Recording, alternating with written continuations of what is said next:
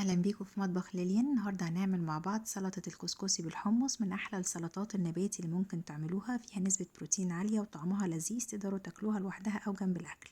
هنبتدي نجهز الكسكسي بتاعنا. طبعا هو هنا بيتباع ناشف كده زي المكرونه. هنحتاج نص كوبايه من الكسكسي، وهنحط عليهم نص كوبايه من الميه المغليه ومعلقه كبيره من زيت نباتي. طبعا ممكن تحطوا زبده، وبعد كده هنغطيه ببلاستيك راب او بطبق لغايه ما نسيبه كده 10 دقايق عشان يستوي.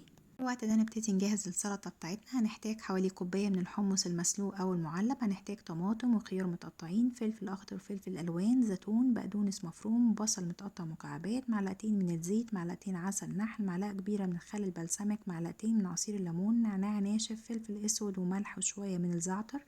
نبتدي نجهز الدريسنج بتاعنا. هنحط كل المكونات مع بعض. كمان لو عندكم نعناع فريش بدل النعناع الناشف بيبقى جميل قوي. نقلبهم كويس كده، وكده الدريسنج بتاعي جاهز. بعد 5 دقايق بالظبط الكسكسي خلاص كده بقى استوى. زي ما انتم شايفين بنجيب شوكة كده ونبتدي نفروله من بعض. هو مستوي ومفرول كده بقى جاهز للسلطة. نحط بقى كل مكونات السلطة ونقلبهم مع بعض. اهم حاجة لما نجهز السلطة دي نسيبها في التلاجة على الاقل ساعتين 3 علشان تبتدي كلها تشرب من طعم الدريسنج بتاعنا. خلطنا كل المكونات كويس قوي مع بعض، وهنحط الدريسنج. طبعا كمية الدريسنج لازم تبقى مناسبة لكمية السلطة.